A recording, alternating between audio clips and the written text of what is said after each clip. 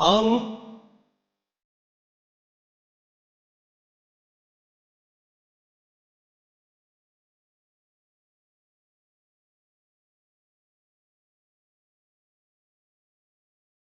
Allah,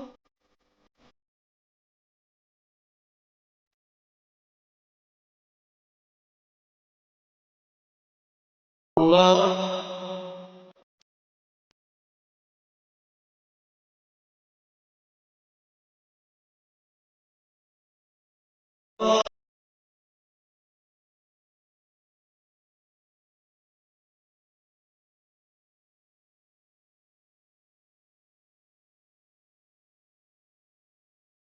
আসসালামু আলাইকুম ওরহমতুল্লাহি ওবরাকাতুহ বিসমিল্লাহ আলহামদুলিল্লাহ ওয়াসসালাতু ওয়াসসালামু আলা রাসূলিল্লাহ ওয়া বা'দ। সুপ্রিয় দর্শক শ্রোতা, কাছে দূরে বিশ্ব জুড়ে যে যেখান থেকে বাংলাদেশ টেলিভিশন দেখছেন, আপনাদের সবাইকে স্বাগত জানাচ্ছি আমি মোহাম্মদ হিদায়াতুল্লাহ। প্রিয় দর্শক শ্রোতা, শুরু করছি মাহে রমাদানের আজকের এই চমৎকার পর্বটি। আজকের এই পর্বে ইনশাআল্লাহ তাআলা আমরা মহাগ্রন্থ আল কোরআনের সুমিষ্ট কণ্ঠের তেলাওয়াত দিয়ে শুরু করব। তবে আজ সূরাতুল বাকারার চমৎকার একটি আয়াত থেকে সম্মানিত কারি সাহেব তিনি তেলাওয়াত করবেন, যাকে মহাগ্রন্থ আল কোরআন অন্যতম শ্রেষ্ঠ আয়াত বলা হয়ে থাকে। আয়াতুল কুরসি তেলাওয়াত করা হবে। তো শুরু করা যাক মহাগ্রন্থ আল কোরআনের আয়াতুল কুরসির তেলাওয়াত, এবং সাথে সাথে আমরা দেখে নিব ইনশাআল্লাহ তাআলা সংশ্লিষ্ট অনুবাদ ও তরজমা। আউযু বিল্লাহি মিনাশ শাইতানির রাজীম। বিসমিল্লাহির রহমানির রহিম।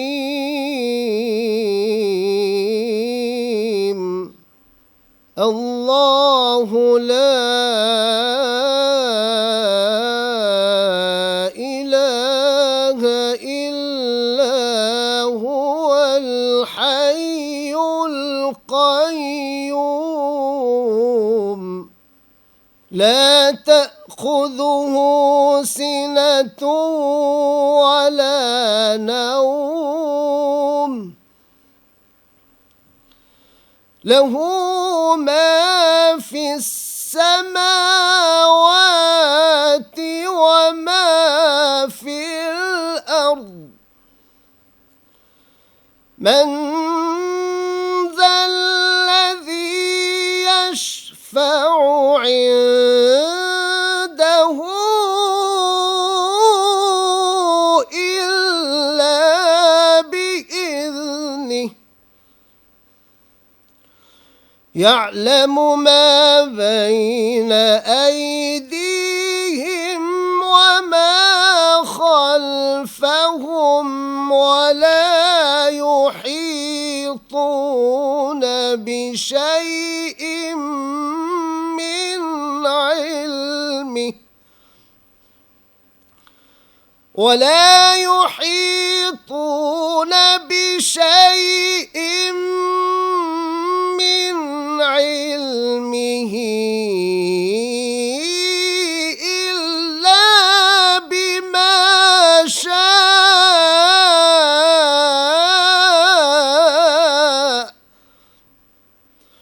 وسع كرسيه السماوات والأرض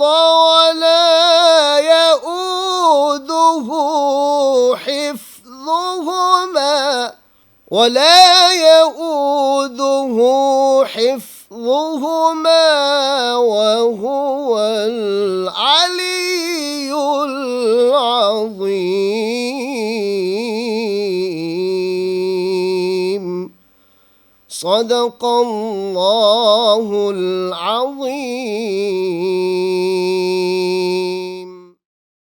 সূরা আল বাকারা আয়াত 255। আল্লাহ, তিনি ছাড়া কোনো উপাস্য নেই, তিনি চিরঞ্জীব, সর্বসত্তার ধারক। তাকে তন্দ্রা ও নিদ্রা স্পর্শ করে না। আসমান ও জমিনে যা কিছু আছে সবই তাঁর। কে আছে যে তার অনুমতি ছাড়া তার কাছে সুপারিশ করবে? তিনি জানেন তাদের সামনে ও পেছনে সব কিছু, আর তারা তার জ্ঞানের সব কিছু আয়ত্ত করতে পারে না, তবে তিনি যা চান তা ছাড়া। তার কুরসি আসমান ও জমিনকে পরিব্যাপ্ত করে আছে, আর এগুলোর রক্ষণাবেক্ষণ তাকে ক্লান্ত করে না। তিনি সর্বোচ্চ, মহান। আলহামদুলিল্লাহ, এতক্ষণ পর্যন্ত আমরা চমৎকার কণ্ঠে সুমিষ্ট তেলাওয়াত শুনছিলাম। আশা করছি প্রিয় দর্শক শ্রোতা আপনাদের ভালো লেগেছে। সাথে সাথে আমরা জেনে নিলাম স্ক্রিনের সাহায্যে অনুবাদ এবং তর্জমা। এবার আমরা আপনাদেরকে নিয়ে যাব আজকের এই আয়াতে কারিমার উপরে সংক্ষিপ্ত তাফসীর ও মূল আলোচনার দিকে। আজকের এই গুরুত্বপূর্ণ পর্বে আমরা আমন্ত্রণ জানিয়েছি দুইজন বিদগ্ধ ইসলামিক স্কলারকে। পরিচয় করিয়ে দিচ্ছি। আমাদের সাথে আছেন প্রখ্যাত আলিমী দ্বীন, বিশিষ্ট ইসলামিক চিন্তাবিদ, ঢাকা আলিয়া মাদ্রাসার হাদিস বিভাগের সুযোগ্য সহযোগী অধ্যাপক ও বিভাগীয় প্রধান ফজলিতুল শেখ মুফতি হারুনুর রশিদ। আসসালামু আলাইকুম রহমতুল্লাহ। ওয়ালাইকুম আসসালাম রহমতুল্লাহি ওয়া বারাকাতুহু। প্রিয় দর্শক শ্রোতা, আমাদের মাঝে আরও একজন সম্মানিত অতিথি আলোচক উপস্থিত আছেন, ফজলিতুল শেখ মাওলানা মুফতি ফয়জুল্লাহ হাফিজাহুল্লাহ, সম্মানিত খতিব, সালামবাগ জামে মসজিদ, রামপুরা, ঢাকা। আসসালামু আলাইকুম রহমতুল্লাহ। ওয়ালাইকুম আসসালাম রহমতুল্লাহ। প্রিয় দর্শক শ্রোতা, মহাগ্রন্থ আল কোরআনের সূরা বাকারার 255তম আয়াতকে আমরা অনেক কারণেই চর্চায় নিয়ে আসি এবং আমি দৃঢ়ভাবে বিশ্বাস করি যারা আমাদের সাথে যুক্ত আছেন স্ক্রিনের সাহায্যে তাদের অনেকেই এই আয়াতটি অন্তত মুখস্থ জানেন।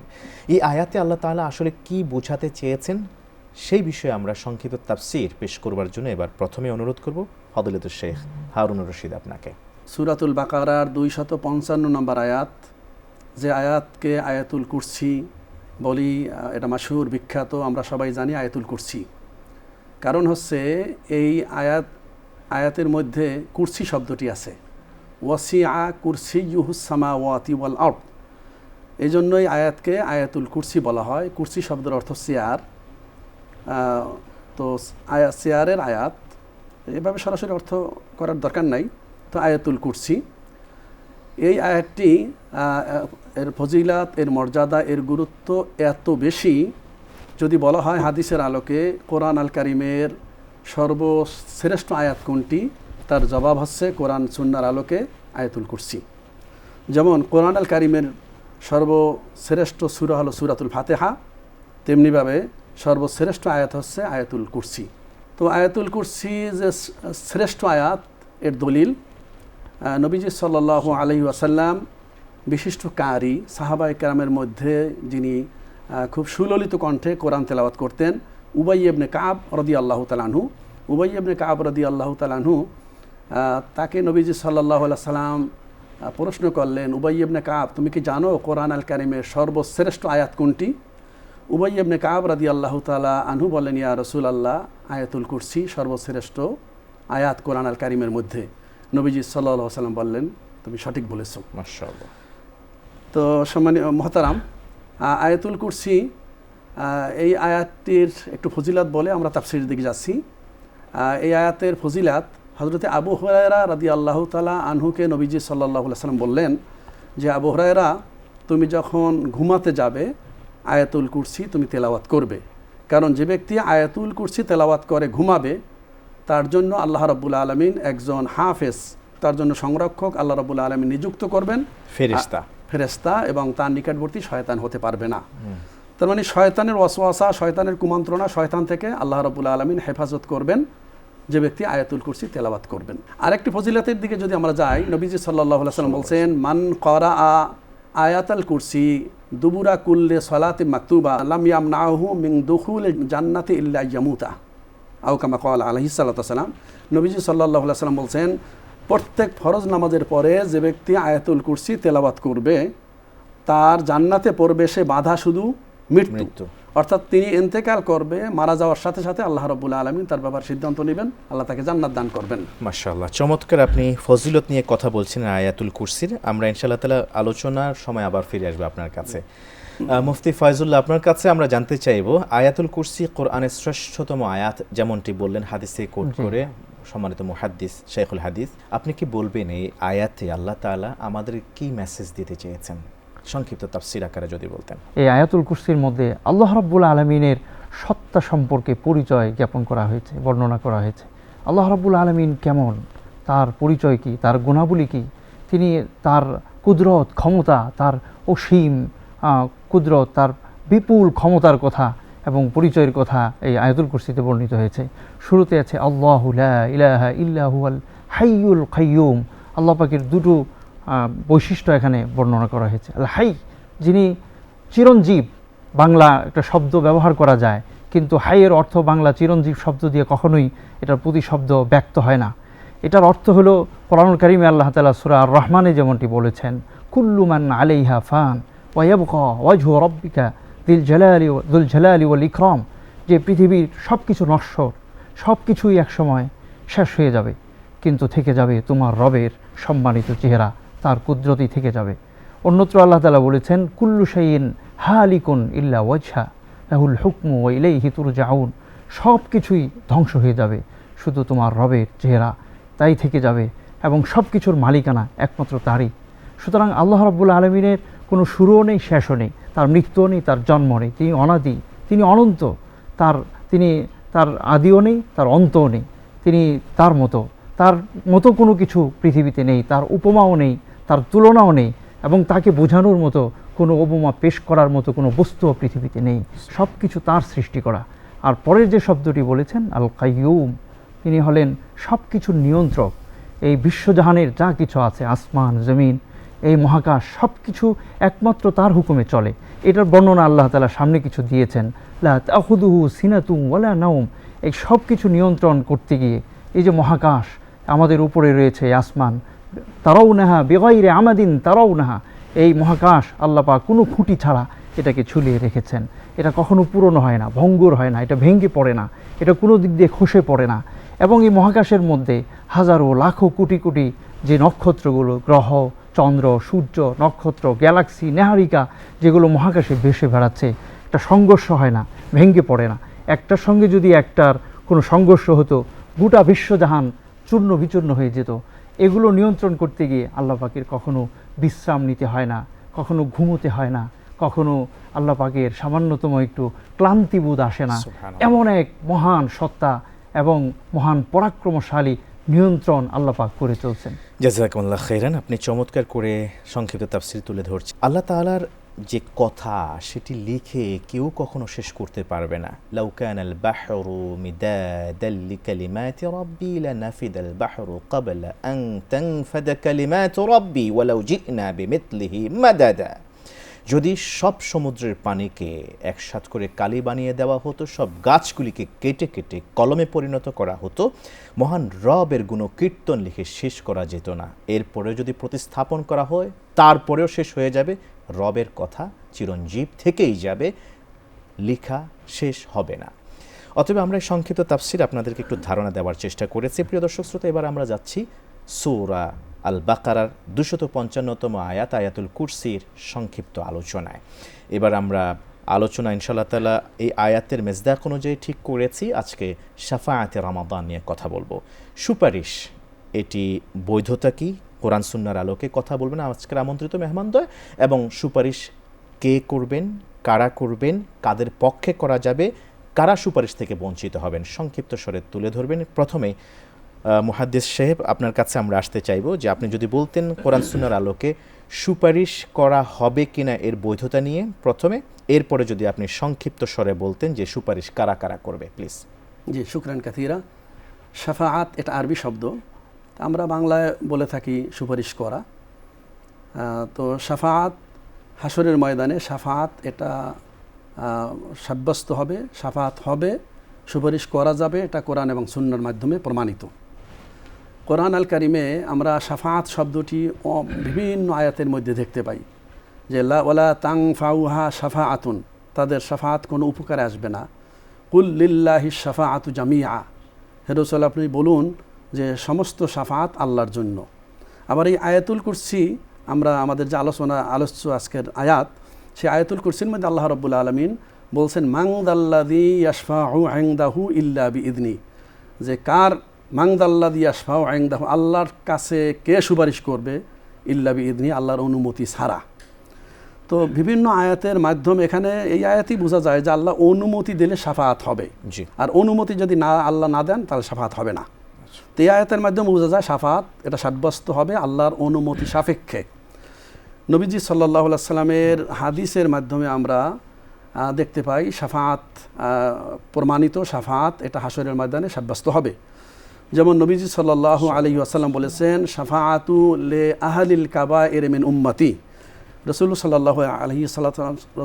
সাল্লাল্লাহু আলাইহি ওয়াসাল্লাম বলেছেন যে কাবীরা গুনাহ করেছে আমার উম্মতের মধ্যে যারা, তাদের জন্য শাফাআত থাকবে। আমরা বুখারী শরীফের as-সহিহ লিল বুখারী আল মুজাল্লাদ আস-সানি ফি কিতাবি তাফসির, কিতাবুত তাফসিরের 3 বা 4 নম্বরের হাদিস, সেই হাদিস লম্বা একটি হাদিসের মধ্যে আমরা দেখতে পাই যে মানুষেরা, মুমিন ব্যক্তিরা একত্রিত হয়ে আদম আলাইহিস সালাতু ওয়াস সালামের কাছে যাবেন শাফাআতের জন্য। তিনি বলবেন আমার পক্ষে আজকে, যেটা শাফাআতে উজমা, শাফাআতে কুবরা বলা হয়, বড় শাফাআত। তো আদম আলাইহিস সালাতু ওয়াস সালাম তিনি বলবেন আমি এর যোগ্য নয় আজকের। এরপরে ইব্রাহিম আলাইহিস সালাতু ওয়াস সালামের কাছে যাবেন, এক এক করে এভাবে শেষ পর্যন্ত নবিয়ুনাল মুকাররম রসুলুনাল মুআজ্জাম সৈয়দুল মুরসালিন রহমাতুল লিল আলামিন সাল্লাল্লাহু আলাইহি ওয়াসাল্লাম তিনি শাফাআত করবেন। আমরা যে আজানের পরে দোয়া পড়ি এবং নবীজি সাল্লাল্লাহু আলাইহি ওয়াসাল্লাম বলছেন মুয়াজ্জিন যা বলে, যে যারা এভাবে বলবে অতঃপর পড়বে, অতঃপর আমার উপর দুরুদ ও সালাম পেশ করবে, সুম্মা সাল্লা আলাইয়া, আমার উপরে দুরুদ সালাম পড়বে, অতঃপর যে ব্যক্তি পড়বে আল্লাহুম্মা রাব্বা হাযিহি দাওয়াতি তাম্মা, এই কাজগুলো যারা করবে, হাল্লাত লাহু শাফাআতি, অফি রাওয়ায়াতিন উখরা ওয়াজাবাত লাহু শাফাআতি, যে আমার শাফাআত তাদের জন্য সাব্যস্ত হবে, তাদের জন্য কার্যকর হবে।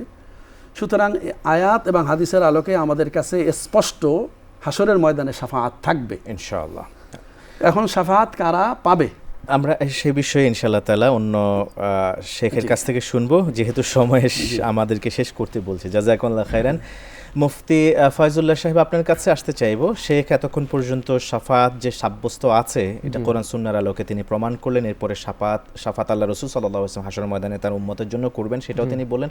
আপনি কি আমাদেরকে বলবেন আর কে কে শাফাত করতে পারে, পাশাপাশি শাফাতের অধিকারী কারা হবেন আর কারা বঞ্চিত হবেন, একেবারে সংক্ষেপে যদি আপনি বলতেন। মুহতারাম, অত্যন্ত গুরুত্বপূর্ণ বিষয়। মূলত শাফাত প্রমাণিত, কিন্তু সেই শাফাত সকলের জন্য নয়, নির্দিষ্ট শ্রেণীর জন্য নিঃসন্দেহে। প্রথমত হলো যারা শাফাত লি আহলিল কিবলা, মুমিন এবং মুসলিম হওয়া শর্তে হলো শাফাত হবে, এবং শাফাতে কুবরা নবী করিম সাল্লাল্লাহু আলাইহি ওয়াসাল্লামের সাথে খাস, আর শাফাতে সোগরা আরও কিছু শাফাত হবে, সেগুলো বিভিন্ন আমলের সাথে সম্পৃক্ত। যেমনিভাবে আমরা হাদিসের মধ্যে পাই, নবী করিম সাল্লাল্লাহু আলাইহি ওয়াসাল্লাম ইরশাদ করেন আসিয়াম ওয়াল কোরআন ইশফাআন লিল আবদ ফায়াকুলু সিয়াম মানাতু রব্বি আনিত তাআম ওয়াশ শাহওয়াত ফাশফিআনি ফিহি ওয়ায়াকুলুল কোরআন মানাতুহু রব্বি আনিন নাওম ফাশফিআনি ফিহি। নবী করিম সাল্লাল্লাহু আলাইহি ওয়াসাল্লাম ইরশাদ করেন যে রমাদানুল মুবারকে সিয়াম পালন করবে, পাশাপাশি কোরআন চর্চা করবে, কোরআন তেলাওয়াত করবে, কিয়ামতের ময়দানে এই সিয়াম তার জন্য সুপারিশকারী হবে। আল্লাহ তাআলার কাছে আবেদন করবে যে হে আল্লাহ, এই ব্যক্তি আমার জন্য পানাহার থেকে বিরত থেকেছিল, তার মনস্কামনাকে সে নিয়ন্ত্রণ করেছিল, আজকে আমি তার জন্য সুপারিশ করছি, আপনি গ্রহণ করুন। ঠিক একইভাবে কোরআন আল্লাহ তাআলার কাছে সুপারিশ করবে যে হে রব, এই বান্দা রাত জেগে তিলাওয়াত করেছিল আমাকে, আজকে আপনার কাছে আমি আবেদন নিয়ে এসেছি, আপনি গ্রহণ করুন, তাকে মুক্তি দিন। তো এভাবে বিভিন্ন আমলের মাধ্যমে শাফাতের কথা বর্ণিত হয়েছে। তবে এই শাফাত যারা এই সমস্ত আমলগুলো করবে তাদের জন্য। আর মূলত শাফাত হলো আহলিল কিবলা, অর্থাৎ যারা কিবলাকে মানে, নবী করিম সাল্লাল্লাহু আলাইহি ওয়াসাল্লামকে নবী হিসাবে মেনেছে, আল্লাহকে এক রব হিসাবে মেনেছে, যারা ইসলামকে দ্বীন হিসাবে গ্রহণ করেছে, মুসলিম এবং মুমিন হিসাবে যারা নিজেদের নাম পরিচয় ধারণ করেছে, তাদের জন্য হলো এই শাফাতগুলো। অনেক ধন্যবাদ জানাচ্ছি আপনাকেও মুফতি ফয়জুল্লাহ, আপনি চমৎকার করে উপস্থাপন করলেন। জাযাকুল্লাহ খাইরান। শেখ, আপনাকে অনেক অনেক মোবারকবাদ জানাচ্ছি। শুকরিয়া। ততক্ষণ পর্যন্ত আমরা সূরা আল বাকারার 255তম আয়াতের আলোকে সংক্ষিপ্ত তাফসীর এবং আলোচনা শুনছিলাম। এক পর্যায়ে দুইজন বিদগ্ধ ইসলামিক স্কলার বলছিলেন যে আসলে শাফাআতে কুবরা এবং শাফাআতে সুগরা ছোট বড় দুই ধরনের সুপারিশ রয়েছে। শাফাআতে কুবরা কেবলই রাসূল করিম সাল্লাল্লাহু আলাইহি ওয়াসাল্লাম তিনি করতে পারবেন। শাফাআতে সুগরা যেমন কোরআন করবে, সিয়াম সাধনা সিয়াম করবে, ইভেন নেক আমলগুলিও পর্যন্ত হাশর ময়দানে করবেন, ইভেন একজন ইমানদার আর একজন ইমানের পক্ষেও হাশরের ময়দানে সুপারিশ করবেন ইনশাআল্লাহ তাআলা। তবে এক শ্রেণীর হতভাগা আছেন যারা সুপারিশ থেকে বঞ্চিত হবেন, যারা দিনের মধ্যে বিদআতের আবিষ্কার করেছে, নতুনত্ব আবিষ্কার করেছে ধর্মের মধ্যে, ইবাদতের মধ্যে। এমন লোকদেরকে আল্লাহ রাসূল সাল্লাল্লাহু আলাইহি ওয়াসাল্লাম সেদিন সুপারিশ করতে চাইলেও ফেরেশতাদের মধ্যস্থতায় তারা সুপারিশ থেকে বঞ্চিত হবেন। আল্লাহ তাআলা আমাদেরকে যাবতীয় বিকৃতি থেকে তিনি হেফাজত করুন, ধর্ম আমাদেরকে যেভাবে আছে সেভাবে মানার তৌফিক দান করুন। এই আশাবাদ ব্যক্ত রেখে প্রিয় দর্শক শ্রোতা, আপনাদের প্রত্যেকের সুস্বাস্থ্য দীর্ঘায়ু কামনা করে মাহে রমাদানের পরবর্তী পর্ব দেখার উদাত্ত আহ্বান জানিয়ে আমি হিদায়াতুল্লাহ আজকে এখানে শেষ করব ইনশাআল্লাহ তাআলা। তবে আমরা যেতে যেতে অংশ নেব আজকের এই চমৎকার আয়োজন থেকে মুনাজাতে। আর আজকের এই পর্বের মুনাজাত ইফতারের আগের এই সময়ে আমাদের সবার জন্য দোয়া করতে অনুরোধ করছি ফজিলতুল শেখ মুহাদ্দিস মাওলানা হারুনুর রশিদ, মুফতি হারুনুর রশিদ, আপনাকে একেবারে সংক্ষেপে যদি আপনি একটু দোয়া করে দিতেন।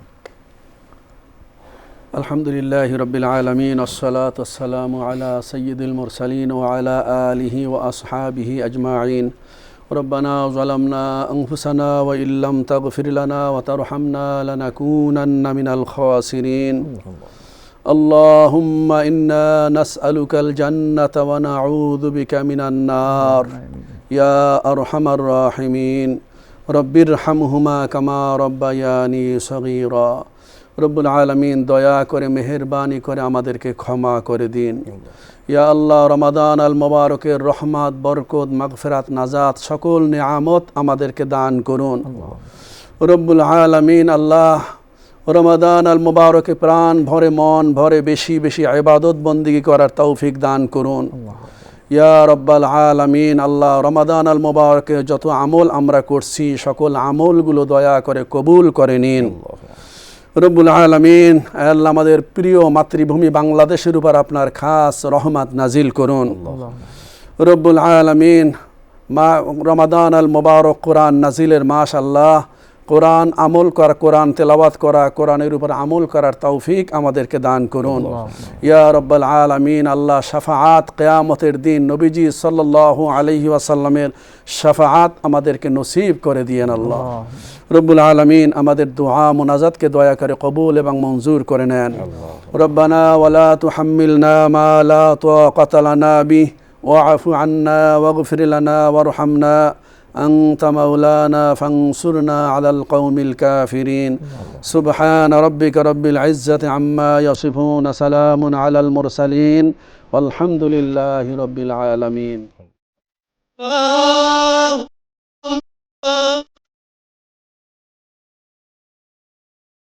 Allah